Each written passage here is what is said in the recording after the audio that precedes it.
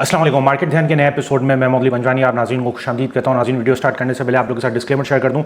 इस वीडियो को बनाने का मकसद किसी भी किस्म की बाइंग सेलिंग रिकमेंडेशन देना नहीं है।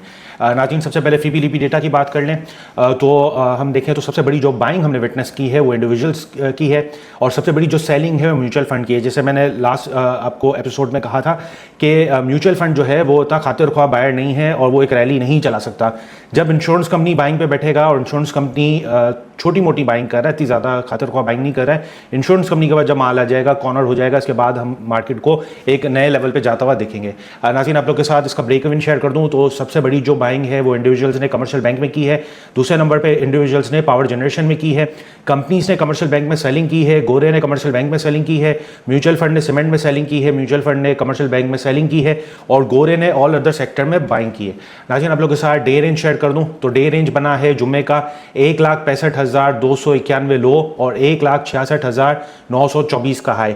तो आप देखेंगे बहुत छोटे से रेंज में इंडेक्स जो है वो फ्राइडे के दिन उसने मूव किया और उसने अपना एक रेंज डिफाइन कर लिया है और इस रेंज में काफ़ी टाइम इंडेक्स को ट्रेड होना होगा, 1 महीना और लगेगा। बजट भी है तो हमें लग रहा है कि इसके बाद जून में जो है बजट के बाद मार्केट एक रैली करना शुरू कर देगी। वीकली अगर रेंज देखें तो 1,65,291 का लो और 1,71,571 का हाई। मंथली रेंज अगर हम देखें तो 1,60,391 का लो, 1,75,298 का है। तो आप देखें कि तकरीबन 15,000 पॉइंट का रेंज है। अगर आप मंथली रेंज देखें तो तकरीबन 15,000 पॉइंट का है। आप वीकली रेंज अगर आप देखें तो 6-7 पॉइंट का, 8,000 पॉइंट का है और डे रेंज देखें तो 1,000-1,500 पॉइंट का रेंज बना हुआ है।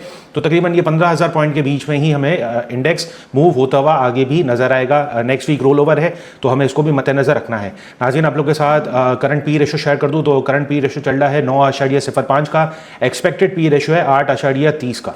नाज़रीन, आप लोग के साथ KC 100 इंडेक्स और जो सेक्टर है उनके मल्टीपल शेयर कर दूं तो KC 100 इंडेक्स इस वक्त 9.05 के मल्टीपल पे चल रहा है, यानी अपनी वैल्यूएशन के 9 गुना ज़्यादा चल रहा है, जो कि सही है, नॉर्मल है। और ऑटोमोबाइल सेक्टर देखें, ऑटोमोबाइल असेंबलर्स देखें तो 9.42%, automobile parts and accessory 17.36%, cable and electric goods 21.65%, आगे बेहतरी मुतवक्के है। Cement 9.11%, chemical 13.17%, commercial bank 6.95%, engineering फिलहाल नॉन एप्लीकेबल, आगे जाके बेहतरी मुतवक्के है।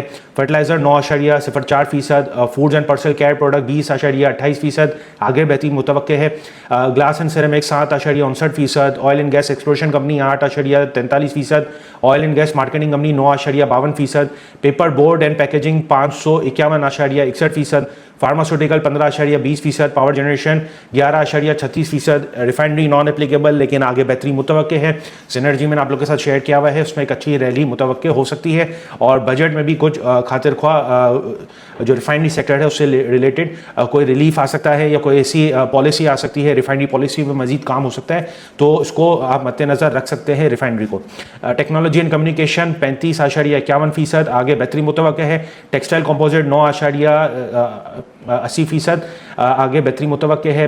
Tobacco 14.54%, transport non applicable.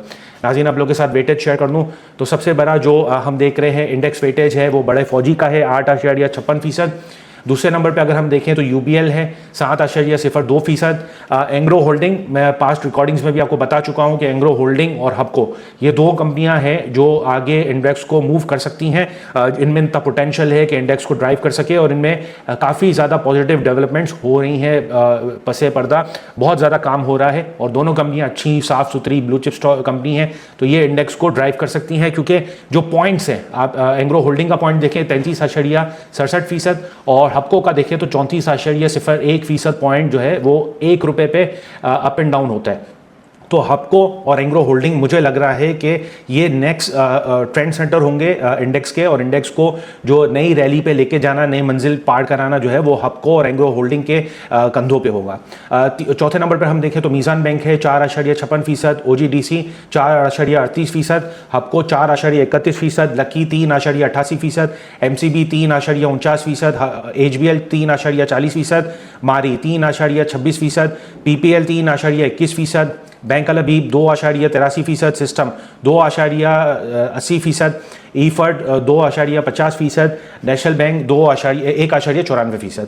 नाज़रीन, आप लोग के साथ सबसे पहली कंपनी शेयर कर दूं पाक इलेक्ट्रॉन। पाक इलेक्ट्रॉन जो है वो मैंने जो आइडेंटिफाई किया है वो बेसिकली जो भी कंपनियां जिन्होंने अपना एक बॉटम बना लिया है और मंथली ग्राफ पे इनका RSI 50 से नीचे है और वो रिवर्स होना शुरू हो रहे हैं, तो उनमें एक रैली बन सकती है, मुतवक्के हो सकती है और वो अपने पिवट तक जा सकते हैं। तो पाक इलेक्ट्रॉन इसलिए मैंने आइडेंटिफाई किया है। पाक इलेक्ट्रॉन की फर्स्ट क्वार्टर की अर्निंग अगर हम देखें तो 94 पैसे की है, पी रेशो 10.23 का है, बुक वैल्यू उसकी 53 रुपये 52 पैसे की है, एक्सपेक्टेड बुक वैल्यू 57 रुपये 28 पैसे की है, डेट टू इक्विटी रेशो 76.80 का है, मंथली RSI 49.38 का है, मंथली सपोर्ट 41.13 का है, मंथली पिवट जो बन रहा है वो 51.37 का है, मंथली रेजिस्टेंस 61.61 का है। तो पाक इलेक्ट्रॉन आप देख रहे हैं, पाक इलेक्ट्रॉन में जो पिवट है, पिवट से नीचे ट्रेड कर रहा है और उसने अपना बॉटम बना लिया है और ये एक रैली इसमें मुतवक्के हो सकती है। तो बाइंग ऑन डिप की स्ट्रेटजी करेंगे, अपने पोर्टफोलियो को डाइवर्सिफाइड करके थोड़ा बहुत पाक इलेक्ट्रॉन के शेयर्स अगर हम लेते हैं, परचेजिंग बनाते हैं तो कोई इसमें बुराई नहीं है। व्हाट्सएप पे जिन हजरात को इसके इंट्रिंसिक वैल्यू और फेयर वैल्यू चाहिए तो मैं आपको वो शेयर कर दूंगा। नाज़रीन, आप लोग के साथ जो टेक्निकल रेंज है वो मैं आप लोग के साथ शेयर कर रहा हूँ। तो हम सबको पता है इंडेक्स इस वक्त साइडवेज पे है, जिसका सपोर्ट 1,50,295 का है, रेजिस्टेंस 1,78,423 का है, मंथली RSI चल रहा है 50.72 का, मैकडी हमें बाइंग ऑन डिप की स्ट्रेटजी बता रहा है। जो नेक्स्ट पॉसिबल ट्रेंड होगा वो अपवर्ड होगा, जो 1,78,423 से लेकर 1,95,801 तक जाने की उसमें गुंजाइश बन सकती है। नाज़रीन, आप लोग के साथ टेक्निकल ग्राफ शेयर कर रहा हूं। तो फिबोनाची रिट्रेसमेंट में अगर हम देखें तो मार्केट अपने आपको रिट्रेस कर रही है और मार्केट जो है अपना सपोर्ट ढूंढ रही है और मार्केट को साइडवेज पे थोड़ा टाइम काम करना चाहिए। 15 दिन मजीद लगेंगे कि मार्केट जो है वो अपने आपको साइडवेज पे अपने एक रेंज बना ले, इसके बाद जाके मार्केट एक रैली बना सकती है, तब तक बजट भी आ जाएगा। तो जो अभी सपोर्ट बन रहा है वो 1,63,000 के करीब बन रहा है, तो यहाँ से सपोर्ट बनाना चाहिए। इसके बाद जो सपोर्ट है वो 1,62,000 के करीब है, फिर अल्टीमेट जो सपोर्ट 1,60,000 पे। तो इस लेवल पे इंडेक्स अपने आप को अपना सपोर्ट बनाएगा, सपोर्ट ढूंढेगा, इसके बाद से दोबारा एक रैली बन सकती है और 1,74,900 को क्रॉस करना है, फिर 1,78,000 का लेवल है जिसको क्रॉस करना है, तो उसके बाद हम देखेंगे मार्केट में एक रैली बन सकती है। नाज़रीन, आप लोग के साथ सबसे बड़ी खबर शेयर कर दूं, इंपॉर्टेंट खबर है। ईरान है उसके कंट्रोल में अब स्ट्रेट ऑफ हार्मोज है और ये अब जो है ये इसको अब कोई डिनाई नहीं कर सकता, इसको कोई अंडू नहीं कर सकता और अब जो है स्ट्रेट ऑफ हार्मोज से अपने ट्रांजिट को पास करने में, अपनी शिपमेंट को पास करने में एक जो है वो टैरिफ देना पड़ेगा ईरान को। ये अब जो है पूरा बनता हुआ इसकी चीज़ें नज़र आ रही हैं। चाइना और रशिया ने यूनाइटेड नेशन में इसको पूरा डिक्लेयर कर दिया था जब ये जंग चल रही थी, जब हम देख रहे थे कि कशीदा मामला थे, तो उस ड्यूरेशन में बैक हैंड पे यूनाइटेड नेशन में चाइना ने और रशिया ने पूरा बता दिया कि भाई स्ट्रेट ऑफ हार्मोज जो है वो इंटरनेशनल वाटर्स नहीं है, ये ओमान और ईरान की जगह है, टेरिटरी है इनकी, और ये जो है डिसाइड कर सकते हैं इसका फेट, इसके जो लाएअमल है उस पर जो है वो कंट्रोल वो ईरान का है। तो अब यूरोपियन ममालिक जो हैं वो, यूरोपियन कंट्रीज जो हैं वो ईरान से स्ट्रेट ऑफ हार्मोज पे ट्रांजिट जो अपना पास करना है उस पर बात कर रहे हैं और ये जितनी भी डिप्लोमेसी हो रही है, जितनी भी बातचीत चल रही है, पाकिस्तान के थ्रू होते हुए ये बातें हो रही हैं। पाकिस्तान इसमें बहुत कलीदी किरदार अदा कर रहा है और पाकिस्तानी जो मौजूदा रियासत है उसने इसको बहुत अच्छे तरीके से है ना डिप्लोमेसी की है और अपना लोहा मनवाया है और बाहर ममालिक में भी जो है वो अब पाकिस्तान की यानी बातचीत चल रही है कि पाकिस्तान जो है वो बहुत अच्छा साले से और हमारी निगोसिएशन करा देगा। तो अभी हालिया जापान का भी जो शिपमेंट थी वो पाकिस्तान के थ्रू हुई है, यूरोपियन ममालिक भी जो है वो पाकिस्तान के थ्रू करेंगे। यूएस में पाकिस्तान की वैसे ही डोनाल्ड ट्रंप साहब जो है वो तारीफ करते हैं कि पाकिस्तान ने जो किरदार अदा किया है सीज़ फायर में और इस मामला को ठंडा करने में, तो पाकिस्तान जो है इसमें बहुत आगे सरफहरिस्त नज़र आ रहा है और पाकिस्तान की फ़िलहाल वक्ती तौर पे हम देख रहे हैं कि उसने अपना लोहा मनवाया और वो चीज़ें बेहतरी की तरफ लेके जाने की कोशिश कर रहा है। ईरान ने रिस्ट्रिक्ट किया था फरवरी 28 से स्ट्रेट ऑफ हार्मोज को, जब से यूएस और इजराइल का ये जंग शुरू हुई थी। सीज़ फायर हुआ है लेकिन सीज़ फायर फ्रेजाइल है, अप्रैल 8 से ये सीज़ फायर चल रहा है, लेकिन सब ये तवक्का कर रहे हैं, जितने भी इंटरनेशनल मीडिया आप देखें, लोकल मीडिया देखें, तो ये तवक्का कर रहे हैं कि दोबारा जंग छिड़ जाएगी, लेकिन इस जंग को छिड़ने में 8 से 10 माह लगेंगे या 1 साल लगेगा। तो तब तक जो है ये मामला आप समझे न्यू नॉर्मल है, और आपको जो है इसको न्यू नॉर्मल समझ के ही चलना है, और पाकिस्तान के थ्रू ही ट्रांसशिपमेंट की डीलिंग होगी, और पाकिस्तान के थ्रू ही जो है वो ट्रांसशिपमेंट की जो आगे चीज़ें जानी है, सप्लाई होनी है, पाकिस्तान के थ्रू ही होना है। नॉर्मल टाइम्स में अगर हम देखें तो 20% ग्लोबल ऑयल और LNG शिपमेंट जो है वो स्ट्रेट ऑफ हार्मोज से पास होता था, लेकिन अब जो है इस रूट पे टोल इम्पोज होगा, ईरान जो है वो टोल इम्पोज करेगा, और ईरान प्लान कर रहा है new traffic management system for हार्मोज से ना, जिसकी डिटेल बहुत जल्द आ जाएगी। तो हम जो समझ रहे हैं कि US और ईरान के बीच में एक मुआहिदा होगा, वो चीज़ें होती हुई बाज़ाहिर नज़र नहीं आ रही, क्योंकि चाइना ईरान के साथ खड़ा हुआ है, और चाइना ने भी जो है वो US को बैक हैंड पे सारी चीज़ें समझा दी हैं कि हम आपके साथ तब तक बातचीत नहीं करेंगे जब तक आप जो है वो जंग बंदी नहीं करते और ईरान के साथ सुलह नहीं करते। और ये नीयत US की और इसराइल की नज़र नहीं आ रही, खासतौर पे इसराइल अगर हम देखें तो उसकी नीयत नहीं है कि पाकिस्तान ईरान से किसी किस्म की मुज़ाकरात हो और अमन व अमान की बातचीत हो। तो ये चीज़ें दोबारा छिड़ेंगी, लेकिन इसको 8 से 10 महीने 1 साल चाहिएगा। तब तक जो US है, इसराइल है, ये पूरी कोशिश करेंगे कि अपने आप को दोबारा रिवाइव करें, मिलिट्री पोजीशन को दोबारा मजबूत करें, और जो इन्होंने मिसाइल सिस्टम है और वो मिसाइल सिस्टम है, दीगर जो असला जात हैं उनका नुकसान किया है उसको रिकवर करें, अपने जो स्टॉक पाइल है उसको बनाएं। इसके बाद जाके वो दोबारा जारियत कर सकते हैं ईरान के साथ। जैसे इंडिया पाकिस्तान का भी उसका भी सीज फायर चल रहा है, आप देखें तो ये जो ऑपरेशन सिंदूर है ये होल्ट हुआ है, तो वो इंडिया भी दोबारा जारियत पाकिस्तान के साथ कर सकता है, लेकिन दोबारा मुंह की खाएगा। लेकिन इसी तरह की सिचुएशन हम ईरान, US और इसराइल के जो भी हालिया कशीदगी है उसमें देख रहे हैं। कमर्शियल वेसल्स जा सकते हैं और कंट्रीज़ के कोऑर्डिनेशन यानी कॉर्पोरेशन, ईरान के साथ जो कॉर्पोरेशन है उसके थ्रू जा सकते हैं, जिसमें मैंने कहा कि पाकिस्तान कलीदी किरदार अदा कर रहा है ईरान के साथ टॉक्स करने में। कंट्रोल यानी स्टेट ऑफ हार्मोज का यानी ईरान का जियोपॉलिटिकल और इकोनॉमिक लेवरेज है, और ईरान अपना लोहा मनवा रहा है, एक जंग जीता हुआ मुल्क है तो ये अपना लोहा मनवा रहा है, और इसके आगे जाके हम देखेंगे तो उसको इकोनॉमिक बेनिफिट मिलना शुरू हो जाएंगे। नाज़रीन, आप लोग के साथ लोड्स का डेटा शेयर कर दूँ तो लोड जो है उसका 1 अप्रैल 2026 का मैं आप लोग के साथ जो लोड्स ने राइट शेयर्स दिए थे उसका जो यानी जो स्ट्रक्चर आया है, जो चीज़ें आई हैं, डिटेल्स आई हैं कि किस किस ने जो है वो राइट शेयर बढ़े हैं, तो उसमें अगर आप देखेंगे तो सबसे बड़ा जो उसका स्पॉन्सर है ट्रीट कॉर्पोरेशन, उसने 24.68% जो राइट है वो भरे हैं, और टोटल अमाउंट जो इंजेक्ट की है ट्रीट कॉर्पोरेशन ने लोड्स में वो 75.30 करोड़ रुपए जो है वो इंजेक्ट किए हैं। और बज़ाहिर ये लग रहा है कि इतनी बड़ी इंजेक्शन, इतना बड़ा जो पेमेंट है वो करने का मकसद है कि आगे जाके फाइनेंशियल टर्न अराउंड हो सकता है और कोई पोटेंशियल ऑपरेशनल भी हो सकता है। इसमें चंद बड़े ऑपरेटर्स हैं वो भी एक्टिव हुए हैं, तो बज़ाहिर ये लग रहा है कि लोड्स में एक अच्छी मूवमेंट आ सकती है। वंस अगेन लोड्स भी जो मैंने आइडेंटिफाई किया वो टेक्निकल पे अगर आप देखेंगे तो RSI इसका 48.13 का चल रहा है और ये रिवर्स हो चुका है।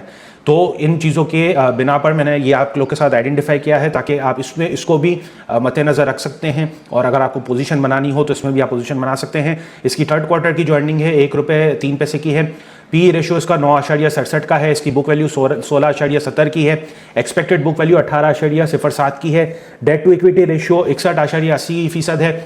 इसका जो RSI चल रहा है 48.13 का चल रहा है, मंथली सपोर्ट इसकी ₹11.49 की है, पेविट बन रहा है ₹13.90 का, मंथली रेजिस्टेंस 17.77 की है।